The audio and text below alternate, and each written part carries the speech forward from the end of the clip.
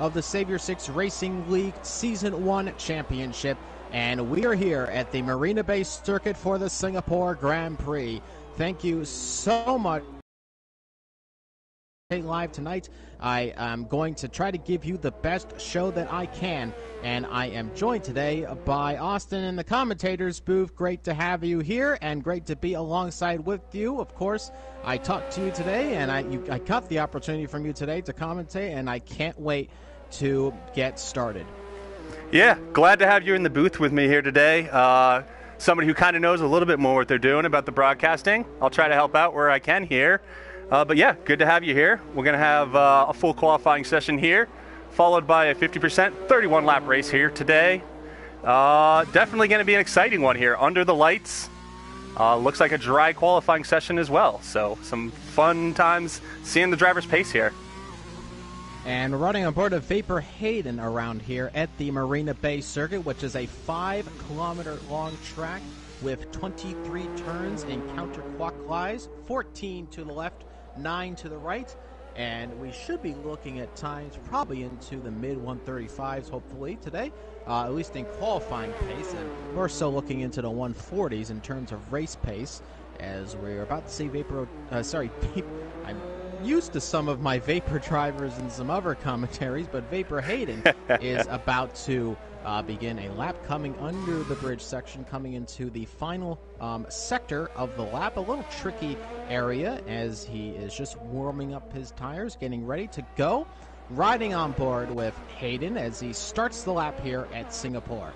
Coming towards turn number 1, using as much of the yellow curbing and flying it into, that's a word I've never said before, I came up with it today, flying it into turn 1 and coming out of turn 2, back on the power early, before coming down into turn 3, downshifting a little bit, but back on the power early, clipping the curb a little bit, and now the first DRS straight. Of course, the DRS flap, you can open up from the rear wing and increase your top end speed by just a little bit before braking just before the curb and coming into the turn. A little bit of some wheel skittish there, you could hear on the tire, a little bit of a lockup on the front right, but looking pretty good and solid so far. Let's bring up the lap data so you can see exactly the sector times that are being brought up. We're already at the end of Sector 1. Sector 1, a quite short portion of the track, but we're now coming through into Sector 2, which is a very twisty and turny part of the track. A lot of hard braking zones, including this hairpin right here, as we come to the next long straight here, and another DRS detection zone. The rear flap opens, of course,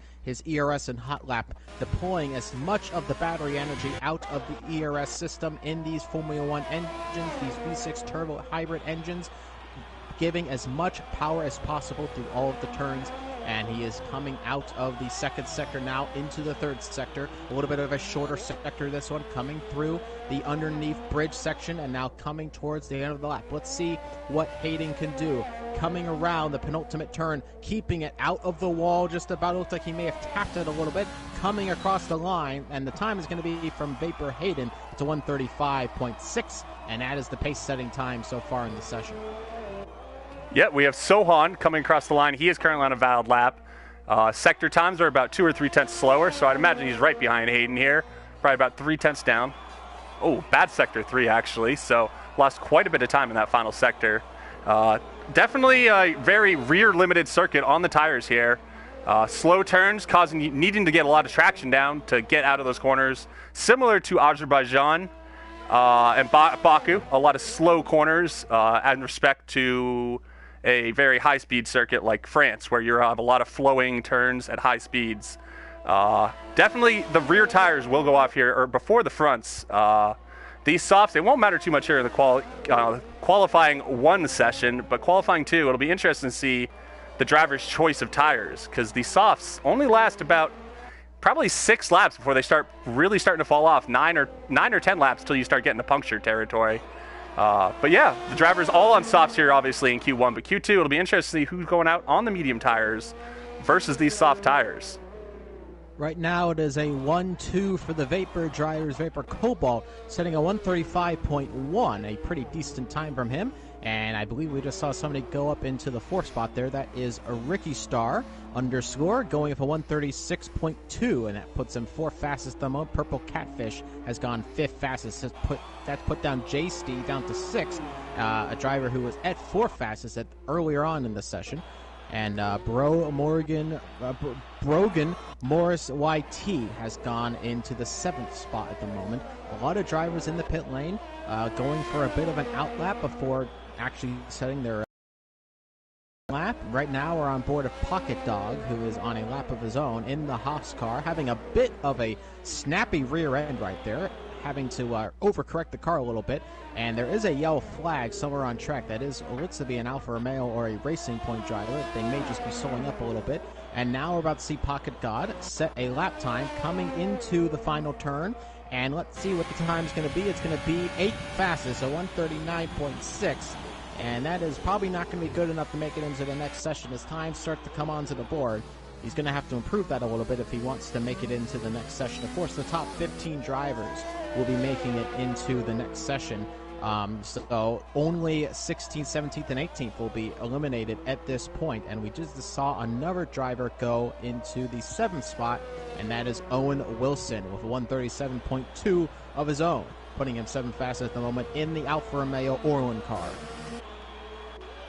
Yes, and you mentioned earlier Cobalt setting the fast lap of the race. He actually has had pole the last 3 straight races, so we'll see if he can keep that trend up. Doesn't really matter in Q1.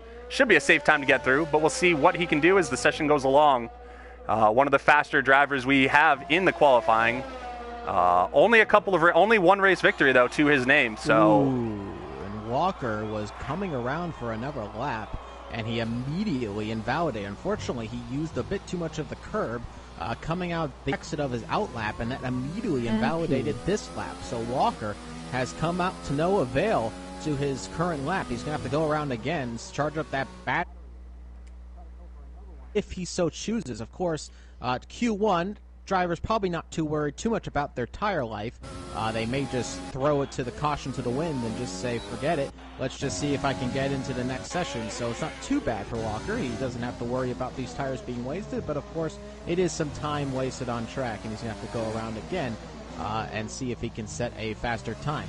Granty Boy, leader in the championship, is not out yet on track. Has been in the pit lane actually for a majority of the session, maybe waiting for the track to clear up a little bit. Yeah, Granny Boy has been known to have pace. He usually leaves it towards the last minutes. Can be a little bit risky, but he's been able to accomplish it for the most part throughout the season. We actually have Hash side by side with Walker right now. I was going to say there, yeah, a little weird situation going on there in qualifying, and it looked like Hash actually had to go to the escape road. Not too sure in qualifying, but nonetheless they're moving on, and it looks like he's let the Haas by, so we may hear about that a little bit after the race. Mooks has retired from the session as he I believe that was you were saying had a qualifying ban. Yep, Mooks and Ethan both had qualifying bans. So both of them have retired from the session. They will not be setting times, so that is actually a saving grace for some of the drivers. As remember, top 15 are going to make it in, so you do have 2 more spots you can easily make up on, so you don't have to worry about that. You still have to beat a few drivers, though, including one of them, which is Raw, which has not set a time. Granny Boy is now out on his outlap. That helmet he's using, a very popular helmet it seems. I've seen a lot of people use that particular design. Very interesting color design there, purple and green and black, looking pretty nice and snazzy. We'll see if his lap is as snazzy as his helmet, and he can make it on to the next session, though. I do believe that is most likely going to be the case. Chief Chris is still in the pit lane and has not come out again since his previous installation lap. We'll see when the Ferrari driver decides to come back out. Walker is on another invalidated lap, and this is immediately starting a new lap. So Walker has not kept it nice and clean here in qualifying. Multiple invalidation laps has left him about a time so far. Only about 7 minutes left to go in the session. Yeah, definitely starting to get down towards the nail-biting time. As you said, not going to be too much nail-biting. Only a couple drivers here that are going to really be worrying about trying to get a time on the board. It's kind of odd, though. Only 9 drivers with a valid time over halfway through. Only just under 7 minutes left in Q1. Very surprising, but a lot of them currently on their flying laps. So it'll be interesting to see. Walker, normally one of the pacer drivers, but on a wheel, trying to learn how to drive on the wheel. It's a whole different feel to driving on the pad. Granny Boy does drive on the pad, one of our fastest drivers, so just shows you the pace you can have. It doesn't really matter whether you're on a wheel or a pad. But being on that wheel gives you that realistic feel. So on board with Walker right now, but on the invalidated lap. So I'm riding on board right now with Knight Katsei. I've probably butchered that name or said it overly done well, but nonetheless, he is coming through the chicane, coming out of the chicane, back on the power. We'll see how the Sector 2 split's going to be. There are yellow flags being waved. Looks like a Renault and a Haas passing each other, going a little bit slow. We'll see. I don't believe he's going to be catching up to them anytime soon, but nonetheless, we'll see if Knight Katsei can set a decent time here. As right now, one of the other drivers about a time right now in qualifying, coming into the underneath bridge section, now coming towards the end of Sector 3. And let's see how the Mercedes driver can do. His teammate Ricky Starr currently sitting 4th on the grid after a very impressive time very early on in the session, coming around the final turn. And the time is going to be best for 6th. So just split between Ricky Starr and Knight Katsei is Purple Catfish, but a solid time from the Mercedes driver, puts him 6th fastest, and that should bring him into the next session. Considering the lack of times on the board, we may in fact see only a few drivers setting times here. It looks like there isn't a lot of time left. Drivers cannot afford to have invalidations, including this man, Walker, who is on a lap right now, it seems, and thankfully this time did not invalidate coming into the first turn. So he will see if he can get himself a good lap time. I have to imagine those soft tires, though, if we bring up the detail there, those are 2-lap-old soft seals on, so they're going to be a little more worn. I don't know if he's going to be able to get an amazing time. Meanwhile, an amazing time just got sent by Granny Boy, 134.0, so almost flat on the 134. That's almost a second faster than Cobalt. And Granny Boy says hello here in qualifying and puts himself fastest in Q1.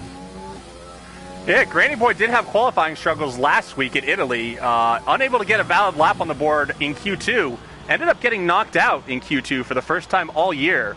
So definitely going to be trying to prove a point here today and get back on form with his qualifying. Walker does save the best for last. Goes 3rd fastest here in Q1. 4 minutes left to go in the session with a 135.2.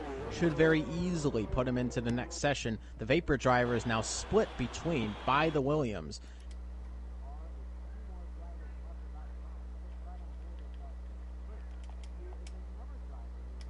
In fact, on a wheel for the first time.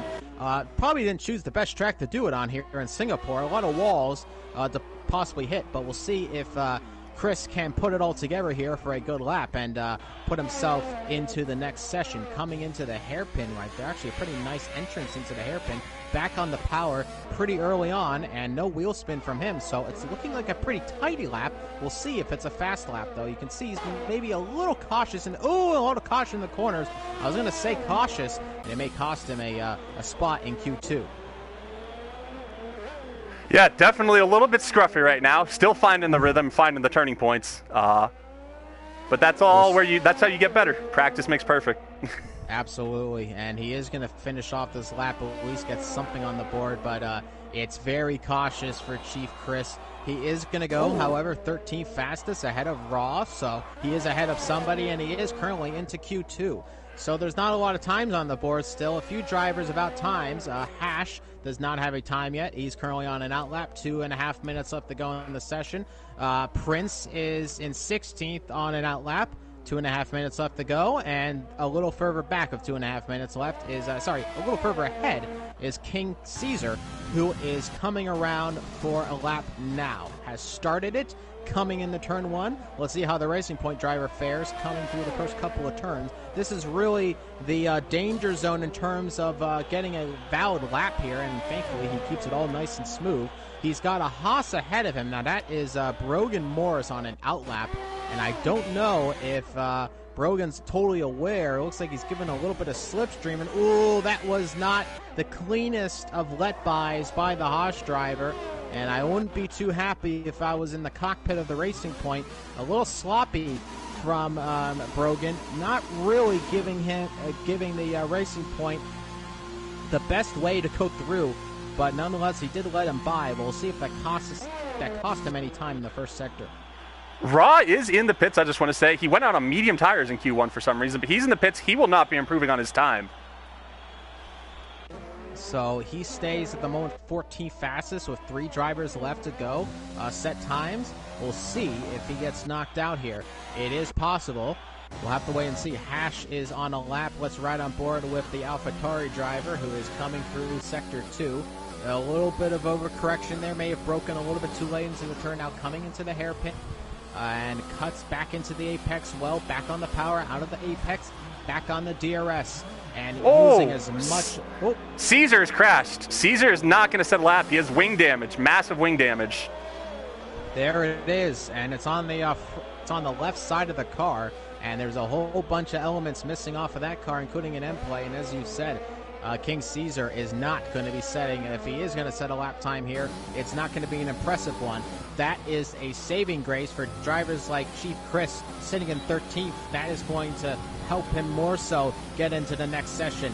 Caesar goes 15th fastest to the 152, a time that is sure to be beaten, I'm sure, and in fact has been beaten by Hash, has gone 8th fastest on track. That puts Chief Chris down into 14th, but he can only go down as low as 15th on the grid. Oh, and Prince is going into the pits. He will not be setting a time.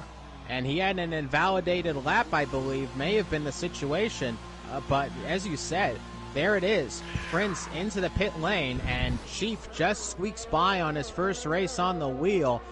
King Caesar does not set a time, had a crash near the end, and that's it for Q1. There's your top 15. Granny Boy, Cobalt, Walker, Hayden, Sohan, Ricky Star, Purple Catfish, Hash, Knight, Owen Wilson, Brogan, Pocket Dog, Chris, Raw, and that is it for the top 15. Eliminated out of the session are Caesar and Prince, and of course Mooks and Ethan did not set times, of course, with those qualifying bans under their belt. Caesar is still going around on a lap. I don't think it's going to be fast enough, as you saw all the major wing damage on the front of his car. Yep, he's currently 1.5 seconds down on his fastest lap. So yeah, which definitely will not be getting anywhere near getting through there. Which is not the fastest time in the world. Yes, exactly. So, yeah, it'll be interesting to see. Ross sneaks through using the medium tires. Interesting strategy. Maybe giving him an extra set of softs to try to get him through into Q3. So that is it for Q1. Interesting scenes in the first session. We had a few moments here and there and some very quick times. Granny Boy of a 134 flat to go fastest in Q1, and now it's time to join in Q2. Q2, 15 minutes long. Of course, the big question is, what tires do drivers set times on? And Hash has been disqualified from the session for blocking the pit lane. That is unbelievable. There at the end. Hash was into the next session, and he's been disqualified. I did not see what happened. I do not know if he stopped in the pit lane or something, but he's been disqualified, and that is it for the AlphaTauri driver. That is, I've never seen that before. Purple Catfish is all alone now for the AlphaTauris. Hash has been disqualified. That is, I cannot imagine what is going on in his mind right now. It's like, how on earth did that happen? Yeah, I don't know if that was a glitch in the game or if I didn't catch it on my end either. Didn't see what happened, but that's got to be extremely disheartening knowing you're through, and then a simple error like that, whether it was the gamer himself causing you to not get through. It'll be interesting to see what he can do from back there. He's normally one of the drivers getting through into Q3, so one of the drivers to watch to come back through the field today. So the session is over, and as we said there, Granny Boy, a full second up on Cobalt, fastest on track. And let's get ready for Q2. 15 minutes of nonstop action. The most important point is, what tire do you start the race on? That is what we're going to wait and see. Of course, you could always go for the soft tire, try to go as fast as possible. But as you mentioned, though, soft tires are not going to last all that long at the start of the race. On a new set of tires, you're still looking at about 9 laps or so into the race, but we're probably looking, as you said, about 6 laps on a set of used softs in qualifying. So we'll see if some drivers venture out onto the medium compound tire. In fact, let's get that fitted detail up so you can see exactly what drivers are thinking of right now as they get ready to start Q2. Of course, the hunt to get into the top 10 for the top 10 shootout. Only the top 10 drivers make it in the Q3 that tried to challenge for pole position here today. 4 drivers will be eliminated from this part of the session. 18 drivers in total on the grid at the moment, and Vapor Hayden, like he was, almost was before, almost first out on track, but it looks like it is Purple Catfish who will be leading us away here under the floodlights here in Q2. Yeah, very interesting to see. Definitely this is where you start to show a little bit more pace as the night goes on. And as you said, just seeing what type of tires people use, it looks like probably about 5 drivers coming out on the medium tires. Grandy Boy, Catfish, Sohan, Caesar, and Hayden all coming out on the medium tires. The remaining 9 drivers on the soft tires. So differing strategy in there. It always makes for an exciting race. We may see some of these medium drivers strap on the softs towards the end of the session to try to make it into Q3. Some of them may hang it out on the mediums, though, as we saw. The softs are not really a great race tire, but the hards can go pretty far. The mediums are probably about 0.8 a lap slower than the soft tires in prime conditions, and the hards are going to be about 2.5 seconds slower than the softs in prime condition. So hards are definitely not a tire you want to be on, but they will last pretty much the entire race here today. As I am riding on board of Pocket Dog here, a track which is very hard on the rear tires especially. As you said, the soft tires, a high degradation track in general, but especially on the rear tires, but getting the power back out early on these hard braking zone turns tends to do that. And the soft tires are not fans of those conditions. So we'll have to wait and see nonetheless. A lot of drivers about to start lap times. Pocket Dog is coming under the bridge.